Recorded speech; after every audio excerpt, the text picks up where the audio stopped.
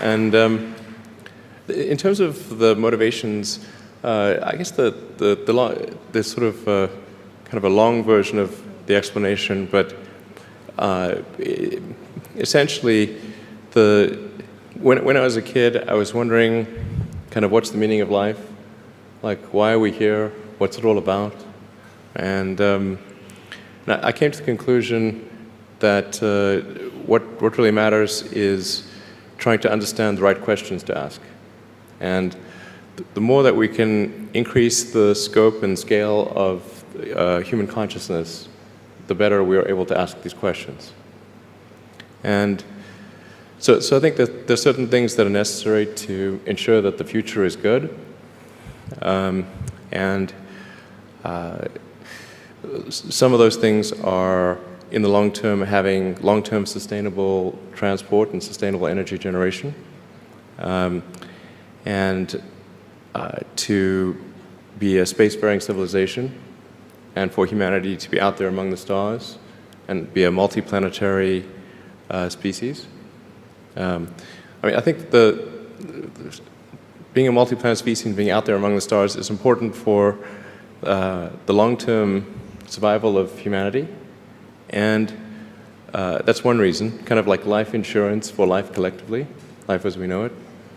But then the part that I find personally most motivating is that it creates a sense of adventure, and it makes people excited about the future. If you consider two futures, one where we are forever confined to Earth until eventually something terrible happens, or another future where we are out there on many planets, maybe even going beyond the solar system, I think that second version is incredibly exciting and inspiring, and there need to be reasons to get up in the morning. Life can't just be about solving problems. Otherwise, what's the point? There's got to be things that people find inspiring and make life worth living. So what is life for you? I mean, you look at our life, and I heard you before speaking. Is it a dream? Is it Is life real? a dream? Is it a million D? What is life for Elon Musk? I find as I get older, I find that question to be maybe more and more confusing or troubling or uncertain. I think particularly when you see the advancement of something like video games, like say 40 years ago, you had video games, the most advanced video game would be like Pong, where you had like two rectangles and a dot. You're like batting it back and forth. I played it. Oh yeah, like me too, exactly. I That's played Pong. Exactly, it sort of dates you a little bit. But yeah, we both played the same game. And that was like, wow, that was a pretty fun game at the time.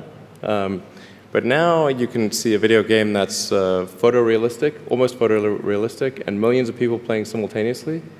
And you see where things are going with virtual reality and augmented reality. And if you extrapolate that out into the future with any rate of progress at all, like even 0.1% or something like that a year, then eventually those games will be indistinguishable from reality.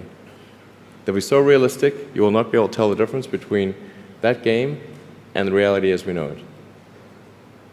And then it seems like, well, how do we know that that didn't happen in the past and that we're not in one of those games ourselves? Interesting. I mean, could be. Everything is possible in life. I mean, particularly like things seem to be accelerating to something. Isn't it? I mean, if we look at our life, it seems in the past 100 years, life been accelerating quite fast. Yeah. In the past 20, It's much getting faster. faster and faster. Is it more slow? So my question is really, how life will be in Earth 20, 30, 50 years from now? Our education, our transport. How do you see it? Well, I think this is one of those things that's quite difficult to predict. When you think of, say, the first controlled powered flight was 1903 with the Wright brothers.